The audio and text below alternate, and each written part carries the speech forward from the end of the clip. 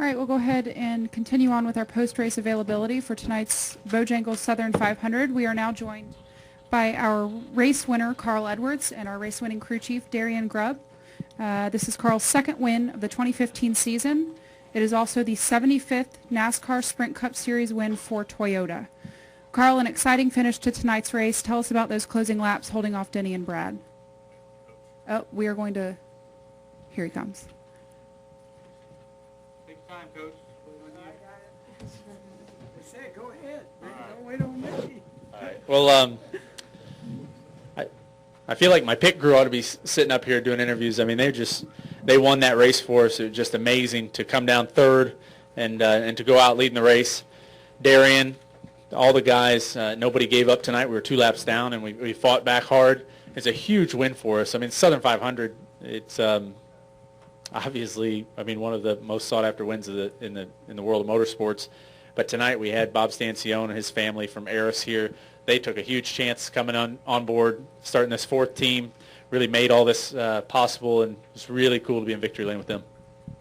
All right, and Darian, as Carl alluded to, critical pit stop for the team with 12 laps to go. Tell us about the team effort in getting Carl off pit road in first. They just did an incredible job all night. The whole Eris Toyota team, from Joe Gibbs Racing, and everything that they've done all year, they've been phenomenal. And at least tonight we were able to show off a little bit and put him out there in the lead and have a chance to win. We've had some really good runs this year, and they've been able to knock it out of the park when it mattered. And that still wasn't their best stop of the night. They had, I think it was 6 stops that were under 11 seconds. It was an incredible night. All right, we're also joined by our race-winning team owner, Joe Gibbs. Joe, tell us a little bit about the team's performance tonight and momentum heading into the chase in just 2 weeks. Well, I think first of all, to come to Darlington, this is really the heart of racing country, and it's a thrill for us to come here. We love this race. It's extremely hard to win. I think we've had like 19 pit stops. They're fighting all night long. And if you drew this one up tonight, I don't think you could draw up a bigger victory for us. We mentioned, Carl did, that we have Bob Stangione and all the Eris people. For them to come on board this year and sponsor all the way across the board, including our Cup deal, is a huge deal for us. It's big for the Eris companies. That was a big deal. Toyota, to be able to get them the 75th win for them. They're a great partner for us, great support. And then for everybody, I reflect on everybody back home, all the people at the shop that have worked so hard. JD and the team back there, I mentioned JD and our front office. And Todd Meredith deserves a lot of the credit here. Todd rarely doesn't come around to a lot of our celebrations, but he really runs all of our operations that have to do with racing. He's really the racing guy. And it's a big deal for us. You got to have a great crew chief like Darian. I don't think anybody calls the race better than Darian. I mean, he just has a knack for it. He's won a championship, obviously, doing that. And it was big tonight. And then the pit crew, just like Carl said. And then you got to have somebody who can really drive a race car. So a thrill for us. And really, if you drew it up, you couldn't draw up a more exciting deal for us, everybody at Joe Gibbs Racing. All right, we'll go ahead and open it up to questions. Please state your name and affiliation.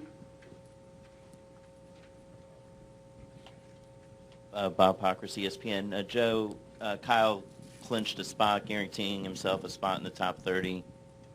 Just how big an accomplishment is that, especially when you look back not to May, but even to mid-June after Michigan? Yeah, I think that's also a great sports story. I think everything that happened to us there at Daytona, and then for him to bounce back in 11 weeks. And I felt like the odds were against us. And for him to be able to pull this off and come back, win 4 times, and get back in the chase tonight. They had a great game plan, Adam and Kyle. They talked all night about the game plan, what they wanted to do. And first up was to make sure that they had enough points tonight that they didn't have to worry next week. And so that was a big deal for them. And so it was great for Kyle, and obviously it was great for everybody else over here at the 19 car and Carl. All right, we'll go to Jeff Gluck and then head up to the press box. Jeff Gluck from USA Today. Hi, Carl.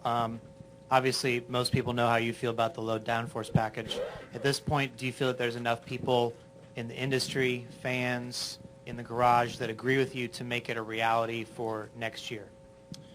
Well, I hope that, I mean, I'm a pretty, I kind of shoot for the moon kind of guy, and I hope that race like tonight makes them think about the idea of running this even in the chase. I mean, everybody's developed this package. I believe it's pretty obvious that it races really well, and it's really fun to do, and it's fun to watch. But even if we don't, I hope next year they really consider going farther this direction. When you watch David Pearson's car run around here the other day, and you go back and watch some of those old races, we weren't racing aerodynamic devices. And I really think tonight, I mean, for me as a race car driver, that's the stuff I dream about. 25 laps ago, Southern 500, I'm racing with two champions. We're swapping the lead back and forth, and I think you're able to do that because there's less aerodynamic influence and the tires fall off, and it's really fun. So I really applaud NASCAR for running that package here. I think it's really cool that they're able to go that direction or willing to. I just hope they keep going more. We'll go up to the press box. Reed Spencer with the NASCAR Wire Service. Congratulations, guys. For Carl, you've been close here. You've talked about the importance of this race. Did this settle a score for you or check the box, particularly based on 2011?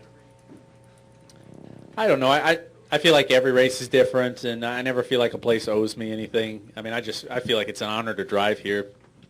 Tonight just was really special for a number of reasons. Not just because it's a Southern 500, but because of how well my crew worked on pit road, how well Darian called the race. We came back. We didn't quit. All of the people, like Coach said, from Eris. I mean, this whole deal, this fourth team, a lot of people really had a lot of faith in me and Coach and Darian to come on board and do this. And so a win like this is really special, especially leading into the chase. I mean, this is what we needed. We just needed a shot in the arm and needed to have a good night like this. So just all over, it's cool. But yeah, I hope I never forget those last 25 laps. That was really fun, and the restart was fun, but truly racing with Brad and Kevin was a blast. I had a really good time. We'll stay up in the press box. Carl, Jason Beck with the fourthturn.com. You won the Coke 600, and tonight was obviously the longest race time-wise of the season. What is it about these long-distance races that kind of suits your style so well? Well, Darian won us the Coke 600 with an amazing, pit call. I mean, he just did a great job. But I do like the longer races. I think, growing up, it was so cool to me that NASCAR raced these long events, these tough races, and, I really enjoy them. I've got a great team from CTS with Dean Golich as a trainer, and Rob Hewlett, the guys at Hewlett House Gym. They helped me a ton to try to stay in physical shape. Darian does a really good job of trying to keep me calm. Before the race, we talked about our strategy for the race. I mean, it's fun. These things are like a big adventure. I mean, you go out there and you race for 3 or 4 hours, and try not to tear anything up, and it was so cool tonight to be able to come back from 2 laps down. I mean, that's really fun to be able to be a part of something like that. Final question in the press box, and then we'll come down to Matt Weaver. Tony Bullock with the Courier Tribune. This for Darian. Darian, could you talk about when you guys got caught 2 laps down, how you thought through the process and how you just sort of probably rallied the troops together to get a game plan to try to get Carl back on the lead lap, and how you guys just reacted to that tonight? Yeah, it was mainly just not giving up, making sure everybody kept faith that we could get back there. We knew the car was fast because I think we started out, we went from 16th to 5th in the first 40 laps. We knew we had speed, so we just had to make sure we put him in the right situation. We didn't take the first opportunity to try to do a wave around because we had ran such fast laps after coming into pit under green. We thought we'd used up too much tires. So then we went, I think it was 27 green flag laps the time we stayed out. It was a big risk, but we had to. And Carl did a great job saving the tires during that whole run and still managing it and making sure we stayed in front of the leaders when the caution did come out. And it came out with about 20 laps until we had to pit. So ended up working out, and then worked our way right to the front for the lucky dog position and got back on the lead lap. So it's just a testament to the team to never give up and keep fighting really hard. All right, we'll go to Matt and then our far right. Matt Weaver, AutoWeek.com on your far left. This is for all three of you guys. With this package, there's not a lot that you can take out of this for the chase, but you can take pit stops out of it. And you guys have been so good across all the teams over the past year and a half or so on pit stops. Is there something really comforting about that going into the chase, knowing that of all the things that could go wrong over those final 10 races, pit stops more than likely won't be one of them? Yeah, I give a call out to Todd Meredith, and we have 3 guys assigned to our pit crew. Todd leads the group over there, and the wild thing about this is a first-year group right here for the 4th car that Todd put together, and Mike Lepp is in that group too, and they just do a great job, and we spend a lot of time on it. Obviously, everybody in the sport does. Everybody realizes how important it is. And I think you're battling up there tonight with all those teams have great pit crews. I think that's an interesting part of our sport, and because it really is. It's a lot like the other sport that I was in, where you film things, you're training all the time, you got mandatory practice.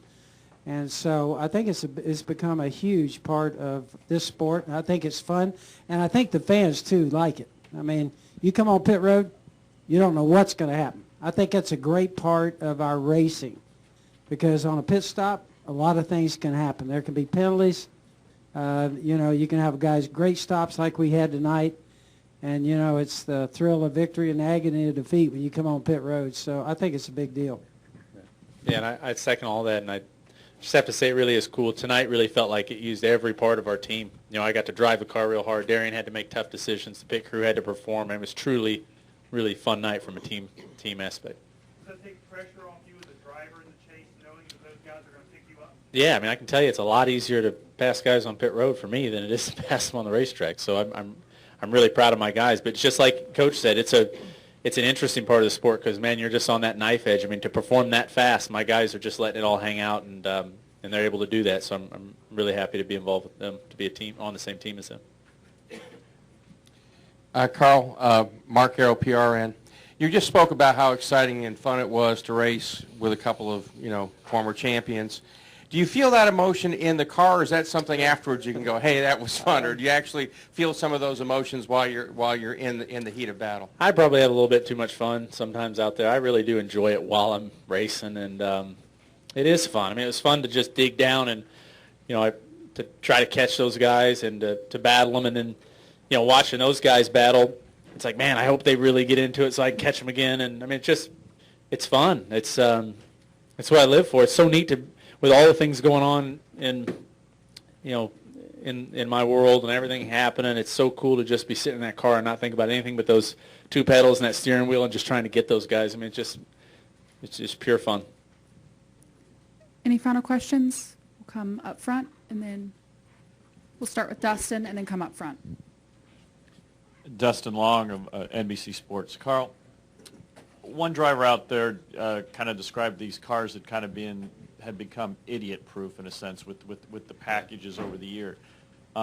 With what you experienced here, with what you experienced at Kentucky, can you give a sense of how much, in what more ways is your talent having to come out? Are you being challenged as a driver, and what that's going to mean for next year, and what kind of a driver, I know you're focused on this year, but what kind of a driver you'll have to be next year when this package is most likely put in place in a lot more races? I really think we're at a bigger crossroads than most people realize. I think this is an opportunity for the sport to go one of 2 directions. They can go the direction of making the sport competitive because the cars are easy to drive and everyone's car is about the same, and we can basically have Talladega every week. Or they can go the direction of making the cars extremely hard to drive and showing the massive talent of the drivers, the crew chiefs, and the pit crews. And I hope that they take the latter. I hope they really keep going this direction. If you think about tonight in Kentucky, it's really a step back to, 2010 or 11 as far as aero influence on the cars. And to me, when I watch these tapes from the 60s and 70s, especially here, I think, man, how awesome could this racing be right now, with it as competitive as it is. Everyone has the same information. Everyone has the same tools. And to really put it back in the driver's hands, I think it would change the sport in a huge way, in a great way. And I think it'd be a lot of fun. So hopefully they continue this direction. So how would you have to change as a driver for next year if this package is in half or 2/3 of the races?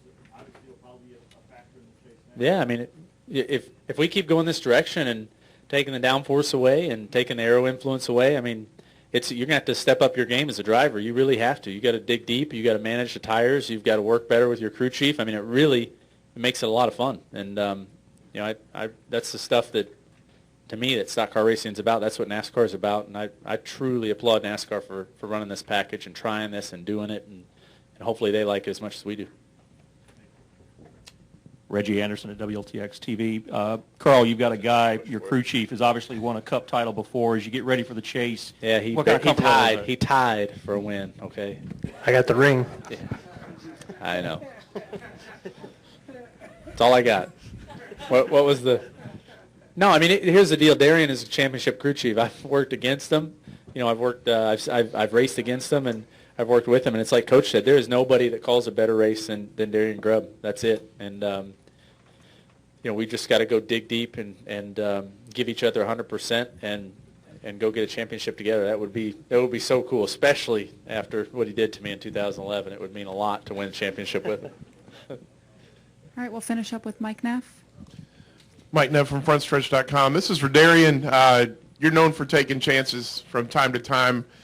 Caution flag flies with 11 laps to go, so you know the restart's going to be under 10. Was there the remotest thought of doing a two-tire stop on that last stop? No, absolutely not. We had one set of stickers left there in pit stall just based on the way we had played the race.